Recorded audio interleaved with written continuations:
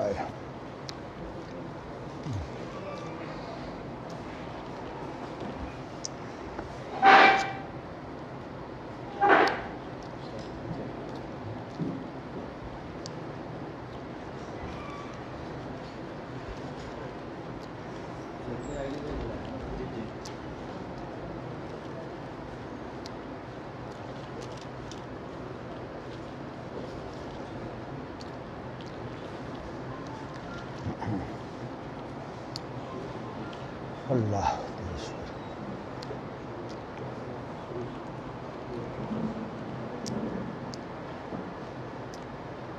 بسم اللہ الرحمن الرحیم۔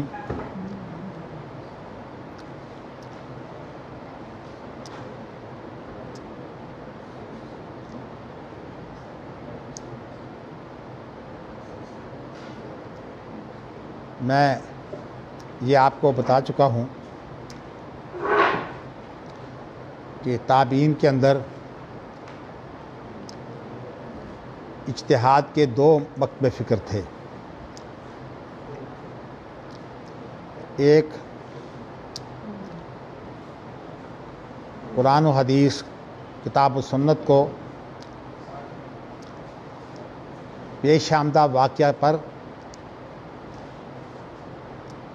اطلاق کرتا تھا، اس طرح وہ اہل علم جو کتاب و سنت کو سمجھتے ہوں اور وہ کتاب و سنت کا اطلاق واقعاتی صورتحال پر کریں، یہ تو اس دور میں کام تھا۔ اس دور میں اصل بات یہ تھی کہ یہ اہل الحدیث یا اہل الاثر اور اسی طرح جو اہل الرائے ہیں، یہ علماء کا اختلاف تھا۔ ظاہر ہے کہ یہ باریک مسائل جو ہیں ان سے جو ہے وہ عوام نہ واقف ہوتے ہیں، نہ عوام کو اس الجھن میں ڈالنا چاہیے، لیکن اتنی بات ضرور ہے کہ اگر عوام کے اندر بھی مناسبت پیدا ہو جائے قرآن اور حدیث سے، تو اس کا فائدہ یہ ہوتا ہے کہ پھر جو ایک عمومی عرف بنتا ہے، وہ عرف جو ہے وہ چونکہ اس میں عوام شامل ہوتے ہیں، اس لیے اس عرف کے اندر یہ چیزیں جو ہیں یہ واضح ہو جاتی ہیں۔ اس عرف کو پیش کرنے کے لیے محدثین نے کام کیا ہے، اور اس سلسلے میں محدثین نے جو ہے اہل الرائے تو ظاہر ہے کہ پہلے فقہ تیار کی تھی اور اس کے بعد اصول فقہ تیار کر کے جو ہے وہ قرآن و حدیث کے اندر وہ جو کچھ جو ہے وہ چیزیں چھوڑ سکتے تھے یا کوئی ہیلا وغیرہ کر سکتے تھے، تو انہوں نے یہ ہیلے کر کے سارے کام کر لیے۔ لیکن محدثین میں سے بھی ایسے لوگ ہوئے ہیں جنہوں نے دو طرح سے کام کیا ہے۔ ایک تو وہ محدثین ہیں جو سوچ کے اعتبار سے جو ہیں وہ اجتہاد کو کتاب و سنت کے اطلاق کا ایک ذریعہ سمجھتے تھے۔ انہوں نے جو ہے وہ خاص طور پر جو امام بخاری ہیں، انہوں نے ایسا کام کیا ہے کہ ہر جگہ کتاب و سنت کا جو ہے براہ راست اطلاق کرتے ہیں، اور اہل الرائے کی جو کتاب و سنت کو چھوڑنے کی بات ہے یا کتاب و سنت کے اندر تعویلوں کی بات ہے، اس کو بھی وہ اجاگر کرتے ہیں کتاب و سنت کا مقابلہ کر کے۔ ابھی وہ دور نہیں آیا تھا جب کہ تقلید بہت پختہ ہو جائے۔ امام بخاری کا انتقال جو ہے وہ 256 میں ہوا ہے، یعنی تیسری صدی ہجری جو ہے اس کے وسط میں، لیکن جو تقلید پختہ ہوئی ہے وہ 4 صدی ہجری میں جو ہے وہ تقلید پختہ ہوئی ہے۔ اس لیے امام بخاری جو ہیں وہ اب جو اہل علم ہیں جنہوں نے ان طریقوں کو اختیار کیا ہوا ہے، وہ پھر ان کی باتیں پیش کر کے جو ہے وہ وضاحت کرتے ہیں۔ قرآن و حدیث کو جو ہے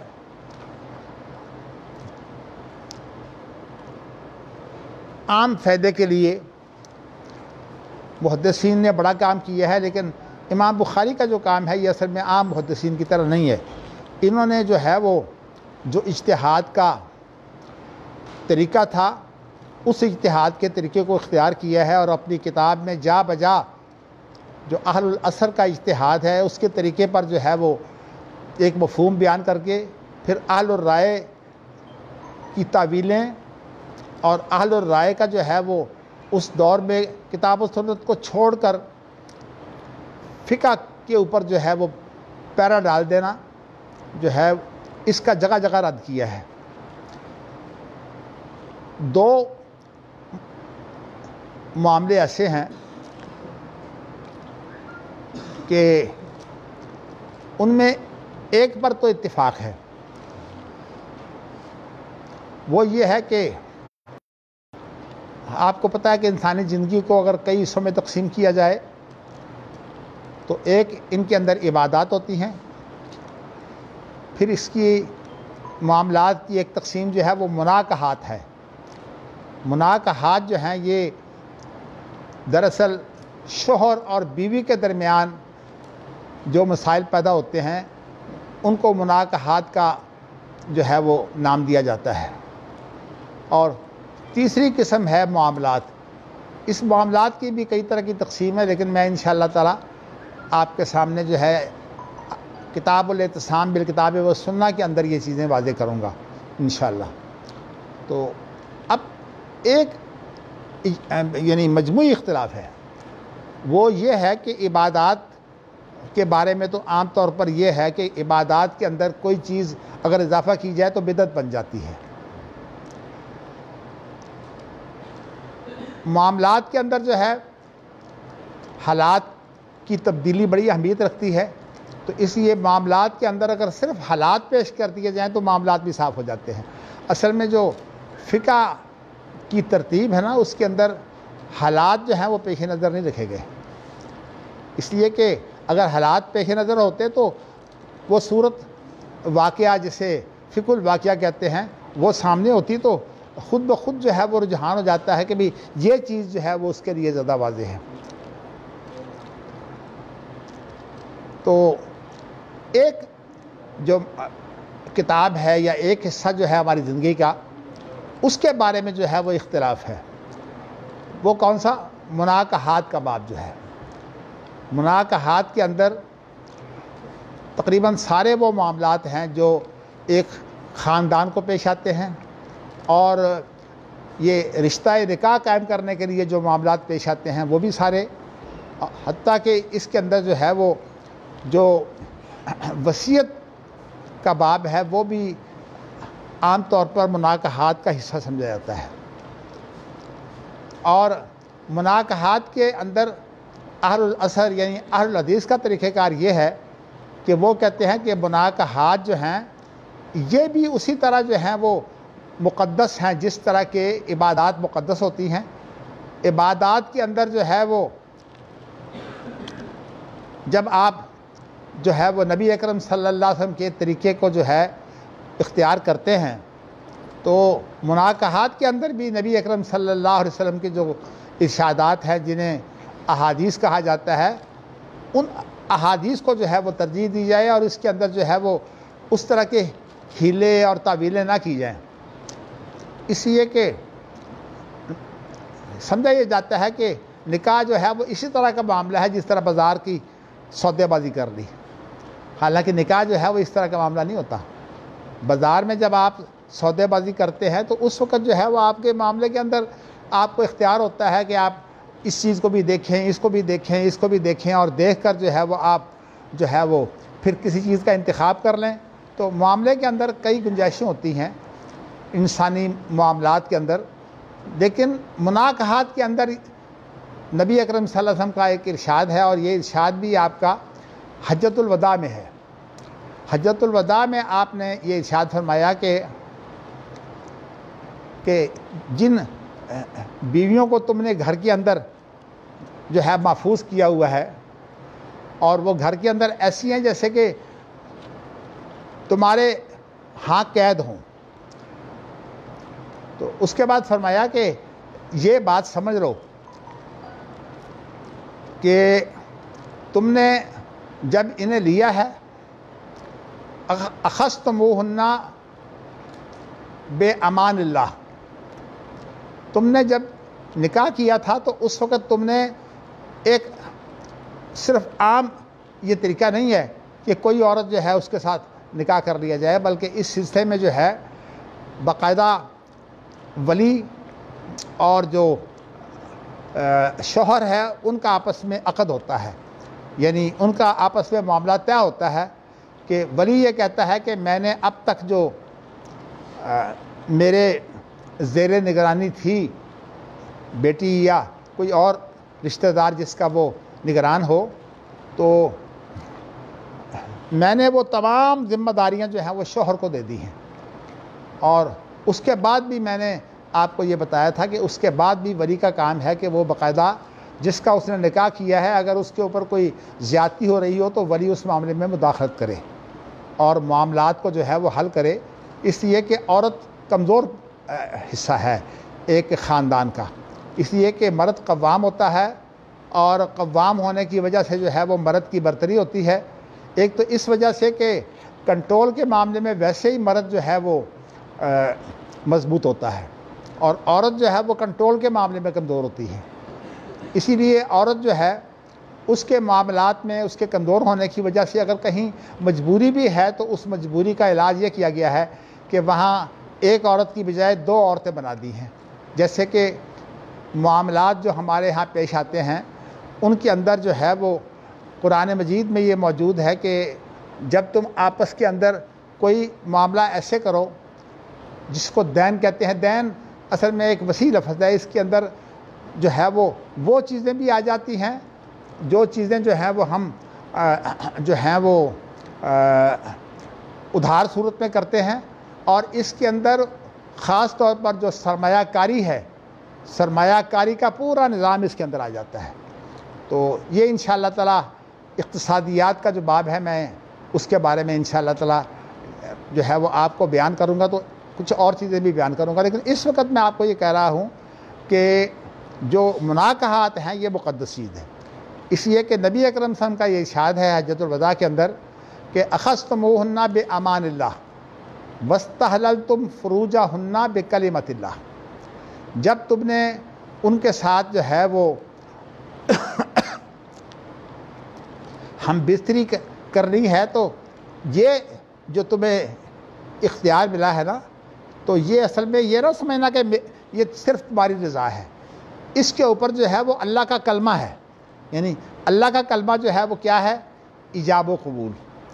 اور ایجاب و قبول جو ہے یہ ایک مقدس چیز ہے، یہ عام چیز نہیں ہے۔ دیکھیے بازار میں آپ ایک چیز جاتے ہیں لے آتے ہیں، لیکن جب کسی بچی کی شادی آپ نے کرنی ہو اس وقت آپ کتنے جو ہے پاپڑ بیلتے ہیں، اس کی جگہ جگہ سے معلومات حاصل کرتے ہیں کہ یہ آدمی کیسا ہے کیسا نہیں ہے۔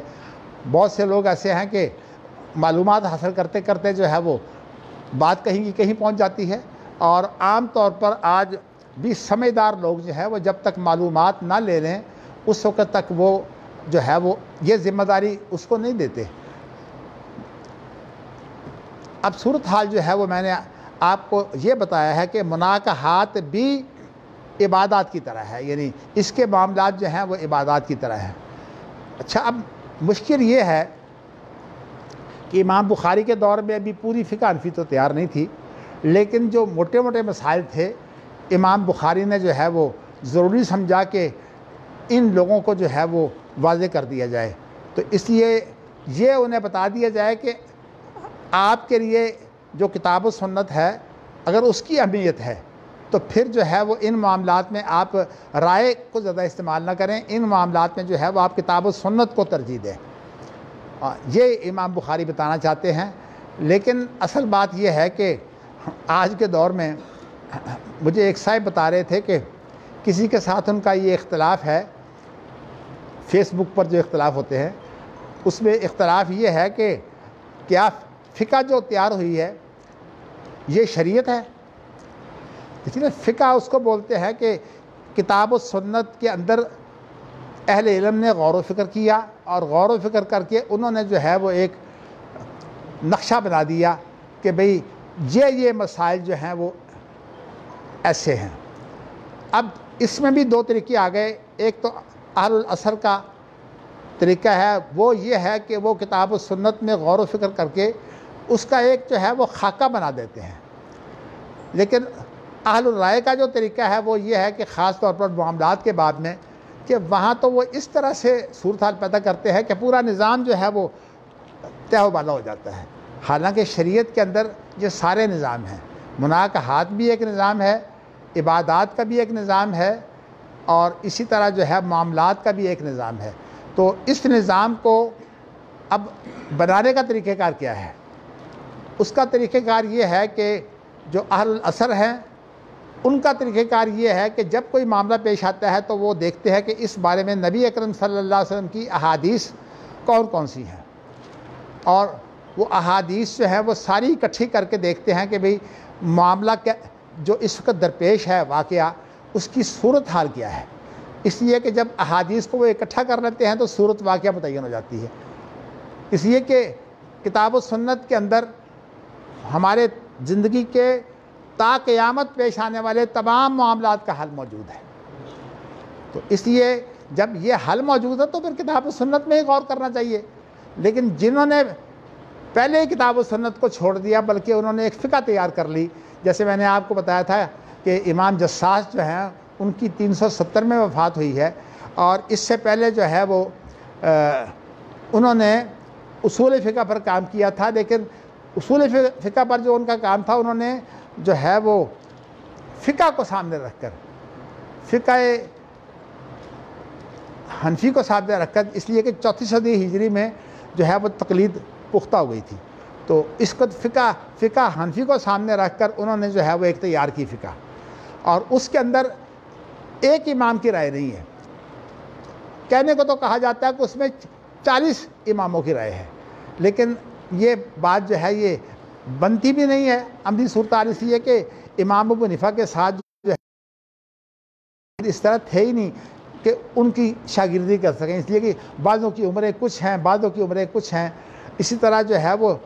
دوسرے لوگ جو ہیں وہ ان کی رائے جو ہے مستقل ہے، لیکن فقہ حنفی میں یہ کام کیا گیا کہ جب اس کو فقہ حنفی تیار کی گئی تو تمام کی رائے جو ہے ان کو اہمیت دی گئی، اور وہ فقہ کی پابندی کی گئی، اور جتنے بھی اصول بنائے گئے وہ فقہ کے لیے بنائے گئے، نہیں فقہ تو طے شدہ ہے، اس کے اندر تو کوئی تبدیلی ہو نہیں سکتی، کتاب و سنت میں جہاں تبدیلی ہو سکتی ہے وہ کر لے۔ میں ویسے آپ کو جو مسائل میں نے پیش کیے تھے، امام بخاری اصل میں یہی بات کہنا چاہتے ہیں کہ حدیث اور قرآن کو چھوڑ کر جو آپ یہ کام کر رہے ہیں نا، یہ کام اس طرح نہیں ہوگا۔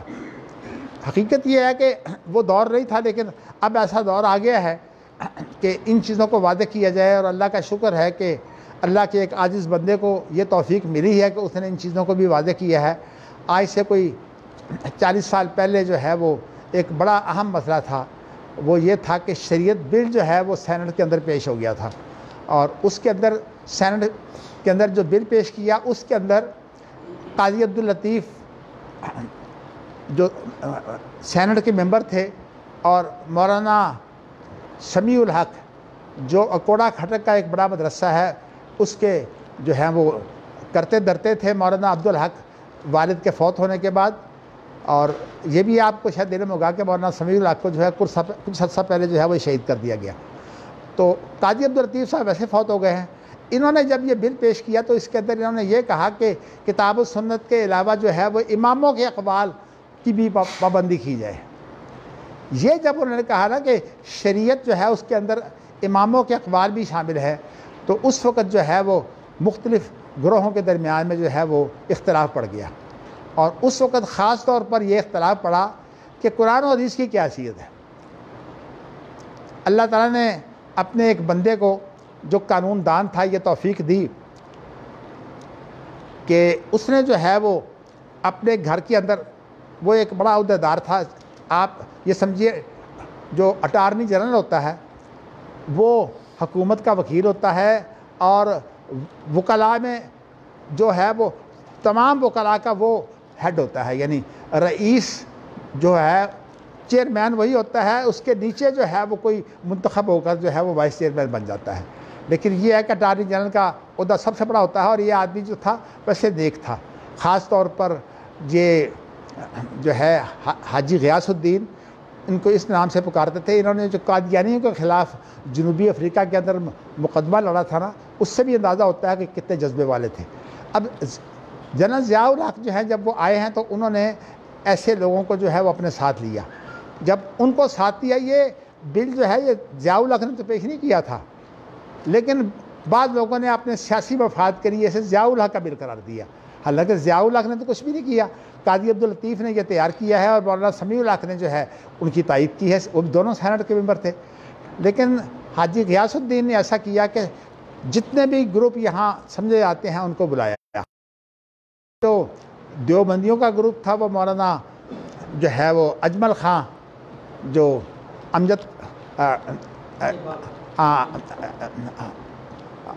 مولانا امجد خان کے جو والد تھے، وہ وہاں عبد الکریم روڈ پر جو ہے وہ ایک رحمانیہ مسجد ہے، اس کے اندر وہ خطیب تھے، اور ویسے بڑے اچھے خطیب تھے۔ تو اس وقت جو ہے وہ ان کو بھی انہوں نے بلایا، حاجی غیاث الدین نے، اور جماعت اسلامی سے رابطہ کیا تو انہوں نے اپنا نائب امیر بھیج دیا، ان کا نام تھا اسلم سلیمی۔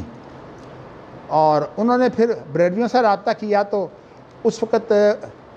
مفتی عبدالقیوم ہزاروی جو تھے، جو لوہاری کے اندر پہلی درس کا آتی ہے جامعہ نظامیہ، اس کے وہ ہیڈ تھے۔ تو ان کو جو ہے وہ بریلوی حضرات نے جو ہے وہ اپنا نمائندہ بنا دیا، اور انہوں نے یہ سوچا کہ اہل حدیث میں سے ایک ایسے شخص کو دیا جائے جو ذرا طبیعت میں معتدل ہے۔ تو انہوں نے مجھے جو ہے وہ اہل حدیث سے بلا لیا۔ اب اس طرح ہم تمام جو گروہ تھے ان کے نمائندے اکٹھے ہو گئے، تو سب سے چلی وہ یہ چلی کہ شریعت کیا ہے۔ تو میں نے کہا کہ شریعت تو وحی کا نام ہے، اس لیے کہ اگر آپ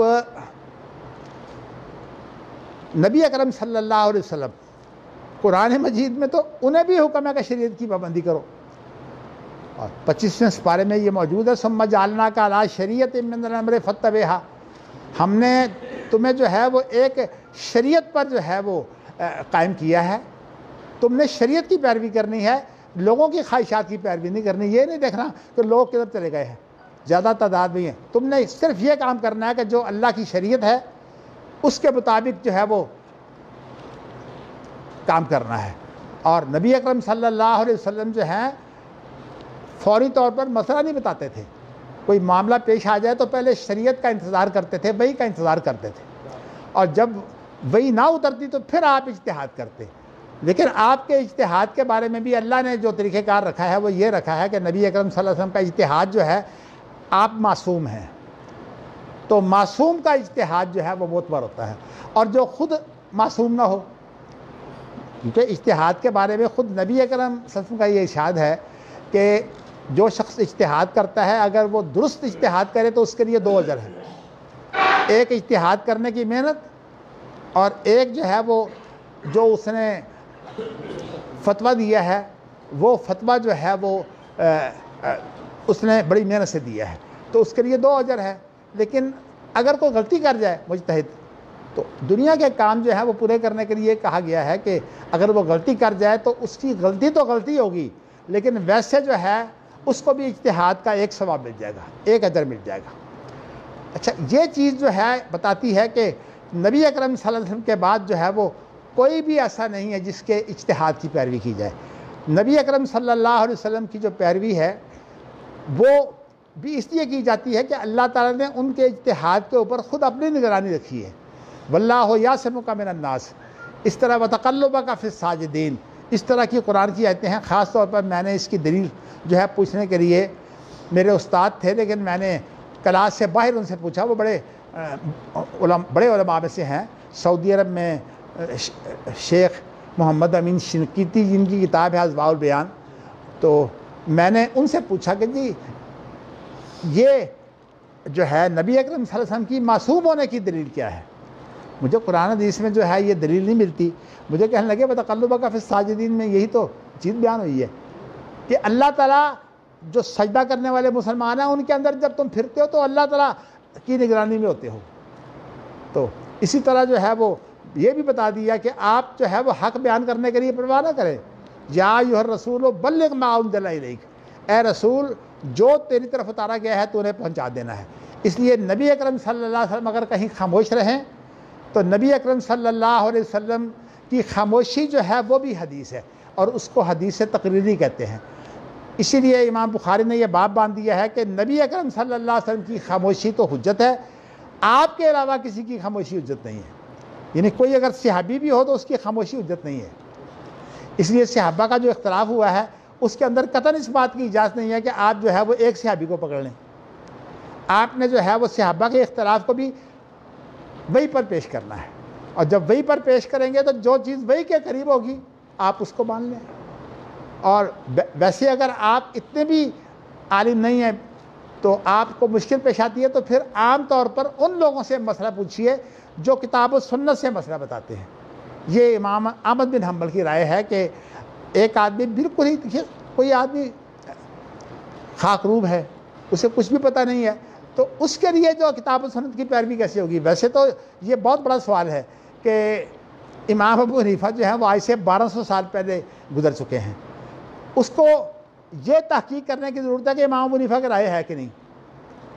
امام شافعی بھی جو ہیں وہ تقریباً کم و بیش اتنی مدت ہی ہے، تو امام شافعی بھی گزر چکے ہیں. اس لیے شافعی کے لیے پہلے بات یہ ہے کہ کتاب و سنت کو دیکھیں. اگرچہ امام شافعی کا جو طریقہ کار ہے وہ یہ ہے کہ انہوں نے جو اصول پر کام کیا ہے وہ کتاب و سنت میں اجتہاد کر کے کام کیا ہے. اور ان کی جو کتاب ہے رسالہ، اس رسالہ کے اندر جو ہے وہ امام شافعی نے جو بڑے بڑے مسائل ہیں وہ پیش کر دیے ہیں. بلکہ آپ کو یہ بتانا چاہتا ہوں کہ امام شافعی نے اس چیز کو بڑا نوٹ کیا ہے کہ حدیث کا مقام جو ہے وہ قرآن کے ساتھ کیا ہے. اور انہوں نے 5 کتابیں، اس دور میں یہ تھا کہ کسی بڑی کتاب کا حصہ کرتے ہوئے جو ہے وہ کتاب بول دیتے یا لفظ باب بھی کبھی استعمال کرتے، زیادہ اس کو جو ہے وہ کتاب کہہ کر پکارتے. جیسے کہ کتاب الاقراء آپ نے پڑھا ہے، اب کتاب الحیل ہے. اسی طرح جو ہے وہ امام شافعی نے جو ہے 5 ابتدائی کتابیں، 5 یا باب، انہوں نے جو ہے وہ حدیث کا قرآن سے کیا تعلق ہے اس کی تفصیلات پیش کی ہیں. اب یہ کتاب جو ہے اس کا نام رسالہ ہے. یہ اردو میں بھی ترجمہ موجود ہے اس کا، اور اس کا ترجمہ انگریزی میں بھی موجود ہے، اور بلکہ اور کئی زبانوں میں بھی ہے. تو کہنے کا مقصد اصل میں یہ ہے کہ یہ کتاب جو ہے وہ اتنی واضح ہے، اور انہوں نے یہ ثابت کیا ہے کہ حدیث کا تعلق قرآن کا تعلق یہ ہے کہ آپ قرآن کو سمجھنے کے لیے نبی اکرم صلی اللہ علیہ وسلم کو نہ چھوڑیے. اور قرآن مجید میں جو ہے وہ ایک جگہ پر اس کا ذکر ہے کہ نبی کو نہیں چھوڑنا چاہیے. والذین آمنوا باللہ ورسلہ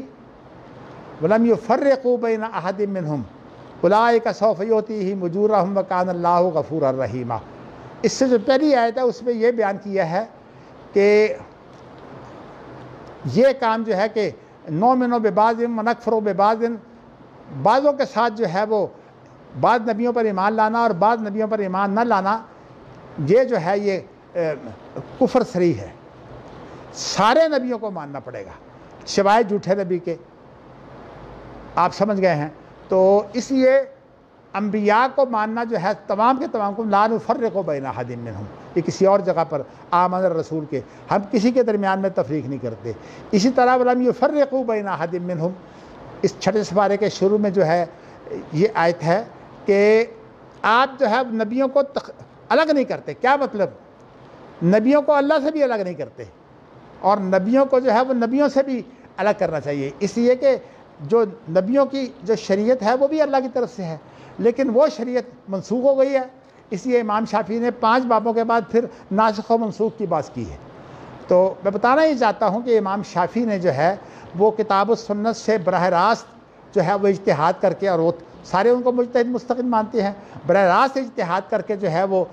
اصول فقہ بنایا، اور اصول فقہ کی بنیاد پر پھر انہوں نے جو ہے وہ فقہ بنائی ہے۔ صحیح طریقہ بھی یہی ہے کہ آپ جو ہے وہ سب سے پہلے ان چیزوں کو سیکھیے۔ مثال کے طور پر ایک آدمی جو ہے وہ عدالت میں پیش ہوتا ہے، اس کے بعد پاس جو ہے وکالت کا لائسنس نہیں ہے، عدالت اسے جو ہے وہ عدالت میں اپنا موقف پیش کرنے کی اجازت نہیں دیتی، بلکہ یہ ہے کہ سپریم کورٹ کے لیے جو ہے وہ الگ اجازت ملتی ہے بڑی مشکل سے، اور جو لوگ سپریم کورٹ کے وکیل بن جاتے ہیں وہ بڑے خوش ہوتے ہیں اور اس کے لیے مٹھائیاں جو ہیں وہ کھلاتے ہیں۔ تو میں نے آپ کو بتایا ہے کہ جو آدمی قانون کا ماہر نہ ہو وہ عدالت میں پیش نہیں ہو سکتا۔ اب ایک آدمی شریعت کا جو ہے وہ ماہر نہیں ہے تو وہ جو ہے وہ ایسے جو ہے اس کو چھوڑا نہیں جا سکتا۔ تو اس لیے بعض دفعہ قانون دان یہ کہتے ہیں کہ ہم اصل میں ججوں کے جو ہیں وہ استاد ہوتے ہیں، جب ہم انہیں یہ موقف پیش کر رہے ہوتے ہیں تو اصل میں ہم ججوں کے ساتھ مددگار ہوتے ہیں، اور جج بھی جو ہے ان کی بڑی عزت کرتے ہیں، اس لیے کہ انہیں پتہ ہوتا ہے کہ بار کا مسئلہ ہے،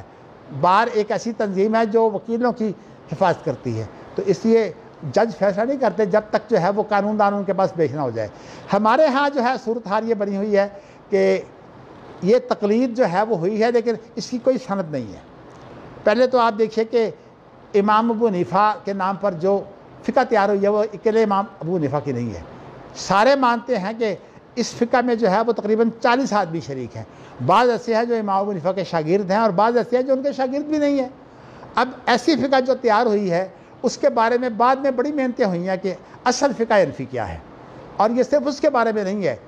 فقہ حنبلی کے بارے میں بھی یہ بڑا اختلاف ہے کہ اصل فقہ حنبلی کیا ہے، اور سعودی عرب کے بڑے بڑے علماء نے جو ہے وہ اس کے لیے محنتیں کی ہیں،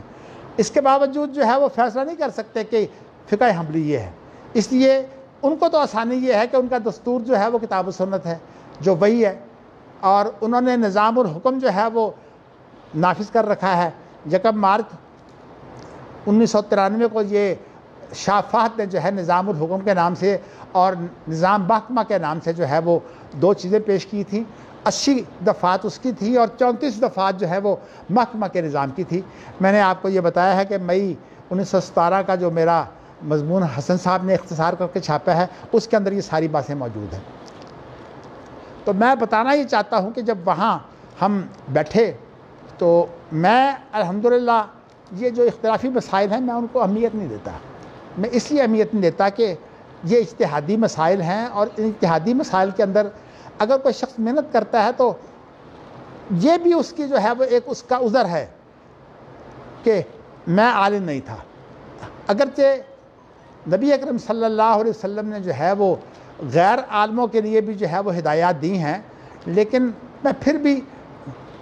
چلیے ایک ہدایت آپ سن لیں۔ ایک جنگ کے اندر ایک صحابی جو ہے اس کو سر میں زخم آ گیا۔ جب جنگ کے اندر سر میں زخم آیا تو اس نے جو ہے وہ جو اس کے ساتھی تھے قریب جنگ کے اندر تو بہت تعداد ہوتی ہے، اللہ کے رسول بھی موجود تھے، نہیں اللہ کے رسول موجود نہیں تھے اس جنگ میں، تو اس کے اندر اس کو زخم آیا، اور جب اس کو زخم آیا تو نبی اکرم صلی اللہ علیہ اس نے کیا کیا کہ عام صحابہ سے پوچھا، وہ کہنے لگے نہیں تیرے سر میں زخم آ گیا ہے، اللہ کا حکم جو ہے وہ زیادہ بلند ہے، اس لیے ہم تو جو ہے وہ تجھے اجازت نہیں دیں گے کہ تم غسل چھوڑ دو، تمہیں جو کچھ ہوتا ہے سر کے زخم میں تم نے غسل نہیں چھوڑنا۔ اس نے پھر صحابہ کے کہنے پر غسل کر لیا۔ جب صحابہ کے کہنے پر غسل کر لیا تو کیا ہوا کہ اسے جو ہے وہ ٹیٹنس ہو گیا۔ میں نے ٹیٹنس اسی بولا ہے کہ وہاں تو لفظ ہے قزاز، ہمارے بہت سے لوگ اس کا ترجمہ کرتے ہیں نمونیا، قزاز کا ترجمہ نمونیا نہیں ہوتا، قزاز کا ترجمہ ہے ٹیٹنس۔ ٹیٹنس جو ہے وہ ایسی بیماری بڑی خطرناک ہے۔ اگر یہ ہمارے ہاں ڈاکٹر لوگ پہلا کام یہ کرتے ہیں کہ جو آدمی کسی حادثے کا شکار ہو جائے لیکن وہ زمین پر گرے تو زمین کی مٹی جو ساتھ ملتی ہے کہتے ہیں اس کو ٹیٹنس کا خطرہ ہوتا ہے، تو اس لیے جاتے ہی اسے سب سے پہلے ٹیٹنس کا ٹیکہ لگا دیتے ہیں۔ تو یہ ٹیٹنس ہو گیا اسے، اور ٹیٹنس میں کیا ہوتا ہے پورے جو اعصاب ہیں یہ مردہ ہو جاتے ہیں، اکڑ جاتے ہیں بس۔ اب اعصاب اکڑ گئے تو کوئی بھی حرکت نہیں کر سکتا، اور اس کے بعد جو ہے وہی صورتحال بنی۔ کہ اس کو ٹیٹنس ہو گیا، وہ فوت ہو گیا۔ اب جب فوت ہو گیا تو نبی اکرم صلی اللہ علیہ وسلم نے فرمایا، آپ نے فرمایا کہ جن لوگوں نے اسے مسئلہ بتایا ہے یہ مسئلہ غلط ہے،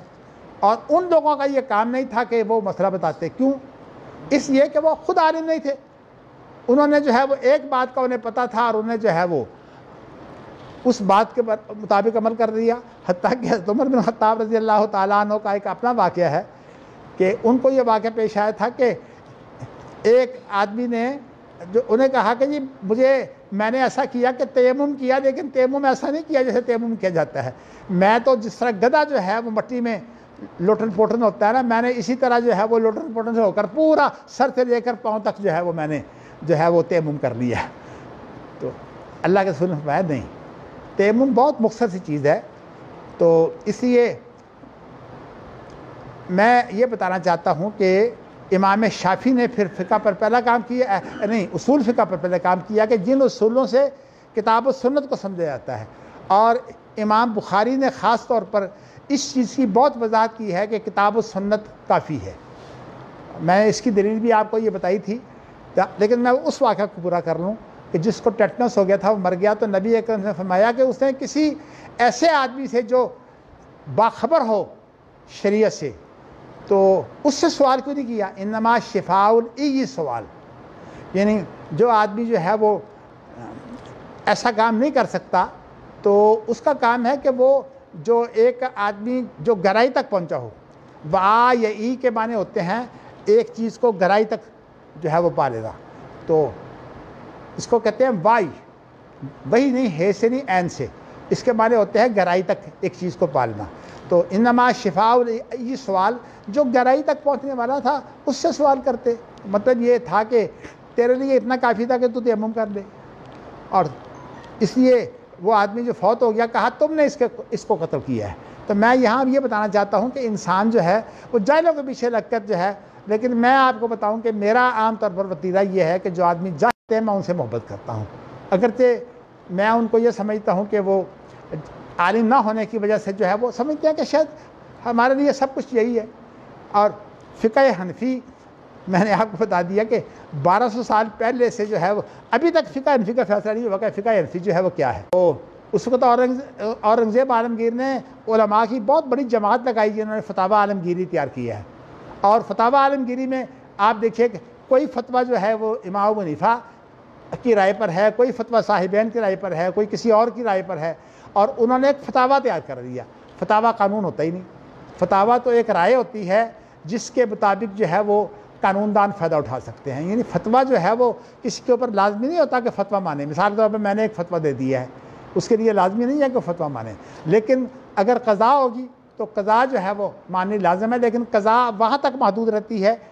جہاں یعنی فریقین تک محدود ہوتی ہے، ان کا جھگڑا ختم ہو جاتا ہے لیکن فریقین تک محدود ہوتی ہے۔ ابھی انشاءاللہ ایک حدیث آ جائے گی، میں اس میں آپ کو بتاؤں گا۔ تو میں نے یہ آپ کو بتایا ہے کہ اصل میں ہماری امت کے اندر مجھے بڑی پسند ہے مولانا یوسف جو تبلیغی جماعت کے امیر تھے، جی مولانا یوسف کاندروی جو امیر تھے، تو انہوں نے جو ہے وہ ایک اپنا مضمون چھپایا تھا، اور وہ مضمون جب میں نے پڑھا تو اللہ کا شکر ہے مجھے بڑا ہی پسند آیا۔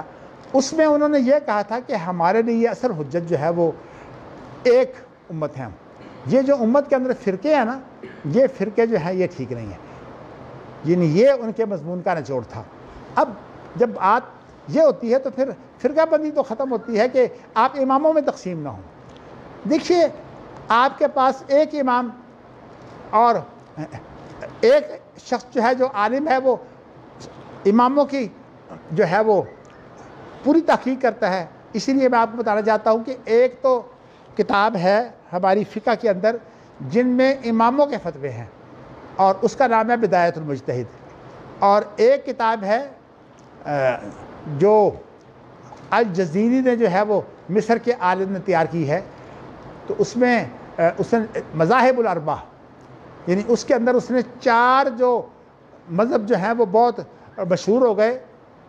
ان کے موقف بیان کیے ہیں۔ نہیں گویا کہ وہ کتاب جو ہے یہ مذاہب کی ہے، اور امام ابو حنیفہ کا جو اپنا قول ہے وہ بہت مسائل میں ہوتا ہی نہیں، بہت مسائل میں تو صاحبین ہوتے ہیں۔ میں نے بتایا کہ تقریباً 40 ایسے آدمی ہیں جنہوں نے امام ابو حنیفہ کے اقوال جو ہیں ذکر کیے ہیں۔ اب یہ ہے کہ اس کی کوئی اس طرح پختہ سند نہیں ہوتی فقہ کی، اور جو فقہ جو ہے تیار کی گئی یعنی 34 صدی ہجری میں، آج تک جو ہے وہ فقہ متفقہ نہیں ہے۔ تو اسی لیے فقہ تو اب جو لوگ فقہ کی پیروی کرتے ہیں وہ تو آج تک کے علماء کی فقہ کی پیروی کرتے ہیں۔ آپ دیکھ لیجئے کہ یہ تقی عثمانی صاحب کا فتویٰ آیا ہے مندر کی اجازت کے لیے، بڑا خطرناک فتویٰ ہے، اور اس کی وجہ کیا ہے کہ وہ ماہر ہیں ہیلوں کے، انہوں نے پورا سودی نظام جو ہے وہ انہوں نے جو ہے وہ نافذ کر دیا ہوا ہے بینکوں میں، اور ان کو جو ہے وہ اس کی جو رائلٹی ملتی ہے پتہ نہیں کتنے کروڑ ملتی ہے، اور انہوں نے جو ہے وہ سینکڑوں شاگرد جو ہیں ان کو جو ہے وہ اس طرح پڑھا کر ان کو بتایا ہے کہ یہ پورا کا پورا نظام جو ہے یہ ہیلوں سے تیار ہوا ہے۔ اس لیے ہم یہ سمجھتے ہیں کہ مفتی تقی عثمانی صاحب وہ اپنے آپ کو شیخ الاسلام بھی کہلاتے ہیں، لیکن شیخ الاسلام تو وہ ہوتا ہے جو کتاب و سنت کا ماہر ہو، کتاب و سنت کی تو وہ تعویلیں کرتے ہیں۔ اب اس معاملے میں بھی انہوں نے تعویل کی ہے، اور ہمارے بیٹے حسن مدنی نے جو ہے وہ پوری کتاب لکھ دی ہے ان کے رد کے لیے، اور اس معاملے میں آپ حیران ہوں گے کہ بریلوی جو ہے نا وہ حسن مدنی کے ساتھ ہے، یعنی جو راغب ہے نا ڈاکٹر راغب، ان کا فتویٰ جو ہے وہ حسن مدنی کے ساتھ ہے، اور اسی طرح جو ہے وہ ان میں کوئی اور لوگ بھی ہیں، مثلا منیب الرحمان کا کافی فتویٰ جو ہے وہ حسن مدنی کے ساتھ ہے۔ حسن مدنی تو پوری کتاب لکھ دی ہے نا، انہوں نے صرف فتوے دیے ہیں۔ تو اب میں آپ کو یہ بتانا چاہتا ہوں کہ یہ جو بات ہے نا کہ دیوبندیوں کے پاس جو ہے وہ ایک ہیلہ ہے، اور ہیلا کر کے انہیں کام کرنا ہے، یہ اصل میں امام بخاری تو اس لیے لیا ہے کہ اس وقت تو ان کی فقہ کوئی مرتب ہی نہیں تھی، تو اس لیے امام بخاری نے ائمہ کے نام پر جو ہے وہ اقوال ذکر کی ہے، یعنی خود جو ہے وہ، لیکن ایک احتیاط بڑی کی ہے کہ امام کا میں نام لوں گا تو وہ بات درست نہیں ہے۔ انہوں نے کہہ دیا کہ بعض لوگوں کی رائے یہ ہے، ان کا مطلب اصل میں یہ ہے کہ میں ایک رائے کی تردید کر رہا ہوں، اگر وہ کسی امام کی ہوگی تو خود بخود امام کی تردید ہو جائے گی، میں اپنے منہ سے کیوں امام کا نام لے کر اس کی تردید کروں۔ اور یہ اللہ کا شکر ہے کہ میرے اندر بھی یہ چیز موجود ہے، میں اگرچہ پڑھاتے وقت بعض دفعہ نام دے دیتا ہوں تاکہ علم ہو جائے، اس لیے کہ اگر پڑھانے کے وقت بھی آپ کو نہ بتایا جائے تو آپ کا علم نہیں ہوگا، تو اس لیے میں نے آپ کو جو ہے اب تقی عثمانی صاحب کا نام لیا نا، وہ اس لیے لیا کہ ان کا فتویٰ غلط آیا ہے، اور جو ہے کہ جو فتوے آئے ہیں صحیح وہ یا تو منیب الرحمان پر کتاب لکھتی ہے ماشاءاللہ، پہلے فتویٰ بھی ان کا شائع ہو چکا ہے محدث میں، لیکن کتاب اب انہوں نے لکھ کر پوری اتنی موٹی کتاب۔ تو میں نے آپ کو جو ہے وہ یہ بتایا ہے کہ اب کیا مشکل درپیش ہے ہمارے ہاں۔ مشکل یہ درپیش ہے کہ جب ہم بخاری پڑھاتے ہیں، دیکھیے بخاری پڑھاتے تو سارے ہی ہیں، لیکن میں جامعہ شریفیہ میں پڑھا ہوں، میں نے وہاں بخاری نہیں پڑھی، میں نے جو ہے وہ مولانا رسول خان سے جو ہے وہ ترمذی پڑھی ہے، چونکہ میں نے یہ سوچا ہوا تھا کہ ترمذی کے اندر چونکہ مذاہب کا اختلاف ہے، اور وہ مذاہب کے اختلاف میں ان کا رویہ کیا ہوتا ہے، یہ مولانا رسول خان جو تھے وہ دارالعلوم دیوبند کے استاد تھے، اس لیے بہت عزت ہوتی تھی، وہ مولانا ادریس کاندروی سے بھی بڑے تھے، یہ سعد صدیقی جو ہیں یہ مولانا ادریس کاندروی کے پوتے ہیں، ان کے باپ کا نام تھا محمد مالک جو ہے کاندروی۔ تو یہ میں آپ کو بتانا چاہتا ہوں کہ بات میں نے آپ کو جو بات چھیڑی تھی وہ چھیڑی تھی شریعت بل کی، تو شریعت بل کے اندر جو ہے وہ ایسا ہوا کہ میں نے پہلی بات جو ہے وہ بازی کرنی شروع کر دی، میں نے کہا جی شریعت تو ہم وہی کے علاوہ کسی کو نہیں مانتے، اس لیے کہ امام معصوم نہیں ہوتا، یہ بات بڑی اہم تھی کہ امام معصوم نہیں ہوتا، میں نے کہا جب امام معصوم نہیں ہے تو ہم ایک امام کے کیسے پابند ہو جائیں، تو اس لیے شریعت سے مراد جو ہے کتاب و سنت ہے۔ اب چونکہ حاجی غیاث صاحب بھی وہاں تھے تو وہ بھی کتاب و سنت کو اہمیت دیتے تھے، حالانکہ بیچارے عالم دین نہیں تھے، یہ منیر شیخ جو ہیں وہ جو ہمارے ساتھ ہوتے ہیں یہ ان کے داماد ہیں، حاجی غیاث صاحب کے. تو بارسوت ان کی باتیں مجھے بہت سناتے ہیں. میں بارسوت ان کے گھر میں کئی دن جمع ہوتے رہے. تو آخری دن جو ہے وہ اس کا فیصلہ ہو گیا کہ جو ہے وہ شریعت سے مراد کتاب و سنت ہے. سارے میری حمایت میں آ گئے. اور بعد میں بلکہ میں آپ کو بتاتا ہوں کہ مفتی عبدالقیوم صاحب نے پریس کانفرنس کی کہ شریعت سے مراد کتاب و سنت ہے. تو میں ان کے ساتھ بیٹھا ہوا تھا. کسی نے کہا جی کہ اب آپ نے فقہ حنفی کا مطالبہ چھوڑ دیا. چونکہ پریس کانفرنس میں خطاب وہ کر رہے تھے تو انہوں نے کہا کہ نہیں، ہم تو کتاب و سنت کا نام لیتے ہیں، فقہ حنفی تو اس کے اندر خود بخود آ جاتی ہے. تو یہ بات انہوں نے کیا کہ ہم نے جان چھڑا لی. تو اصل میں بات یہ ہے کہ ایسی مجبوری جب ہو تو پھر شریعت ہی کام آتی ہے. اب یہ جو شریعت کے اندر ہم نے لکھ دیا تھا نا، دستخط ہیں سب کے، میرے بھی، مولانا اجمل خان کے بھی، اور اسی طرح جو مفتی عبدالقیوم ہزاروی ہیں سب فوت ہو چکے ہیں. تو اس کے اندر جو ہیں وہ پھر اسلم سلیمی جماعت اسلامی کی طرف سے تھے. بلکہ صورتحال ایسی بنی کہ بعد میں ہم جو ہے وہ جامعۃ المنظر چلے گئے. جامعۃ المنظر میں جب چلے گئے تو ہم نے ان سے بھی جو ہے وہ سائن کروا لی ہے. اب جب انہوں نے دو نے سائن کر دیے پھر ہم نے اخبار میں دے دیا. تو اخبار میں چھپ گیا. تو معصوم کی ہے، معصوم جو ہو اس کی آپ بات مانیں. یہ تو اس کا ایک آدمی ہے ہی معصوم، یہ نبی کے بارے میں. بلکہ علماء تو اور بات کہتے ہیں نبی کی تقلید نہیں ہوتی، نبی کا نبی ہونا ہی دلیل ہے کہ اس سے غلطی نہیں ہوتی. جب نبی سے غلطی نہیں ہوتی تو تقلید ہوئی نا. غیر نبی کی ہوتی ہے. اور تقلید کی تعریف کیا ہے کہ دلیل کے بغیر کسی کی بات ماننا. تو اس لیے دلیل کے بغیر کسی کی بات ماننا تو منع نہیں ہے، لیکن اتنی بات ضرور ہے کہ کسی کو جو ہے وہ ایک امام کا پابند ہونا اس کی کوئی دلیل نہیں ہے. ویسے تو میں آپ کو بتاؤں کہ تقلید اکیلی جو ہے وہ اگر حرام ہوتی تو امام شافعی جو ہیں وہ اپنی کتاب میں لکھتے ہیں، رسالہ میں یہ لکھتے ہیں کہ اس مسئلے میں جو خاص طور پر ام الولد ہوتی ہے، اس مسئلے میں میں حضرت عمر رضی اللہ تعالیٰ عنہ کی تقلید کرتا ہوں. اس لیے کہ انہیں نہیں سمجھ آئی. جب نہیں سمجھ آئی تو کسی کی تقلید کر لی، لیکن انہوں نے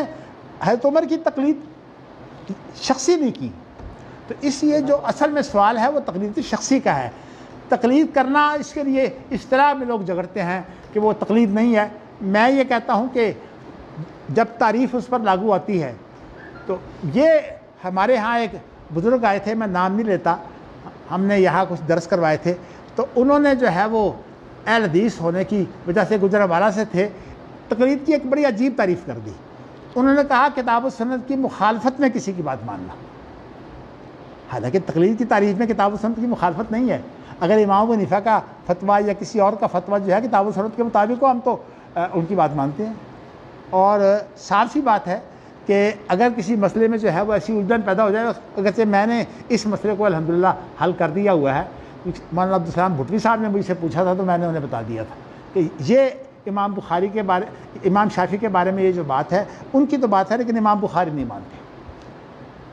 تو میں نے یہ بات جو ہے وہ ان کو واضح کر دی تھی. تو آج میں نے آپ کو یہ بتایا ہے کہ شریعت بل کے اندر ہم نے یہ بات طے کر دی تھی، اور اس کے بعد پھر شریعت بل جو ہے وہ تقریباً 1.5 لاکھ افراد تھے اسلام آباد میں. اتنا بڑا جلسہ اس کے اندر ہم نے منظور کروایا تھا وہ شریعت بل. تو اسی طرح جو ہے ہم نے یہاں کنونشن کیا تھا تو جتنے اہل حدیثوں کے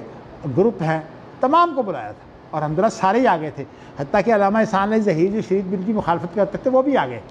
مولانا عبداللہ صاحب جو ان کے امیر تھے وہ بھی آ گئے. اس طرح کراچی سے بھی جو ہے وہ جو امام صاحب کہلاتے ہیں وہ بھی آ گئے. اس طرح جی میرے خیال میں محمد آئے تھے. محمد دوسری بات سے ان کے بھائی ہیں. تو اس طرح جو ہے وہ راشد ناوا صاحب جو ہے انہوں نے بھی جو اپنی مجاہدین کی جماعت بنائی ہوئی ہے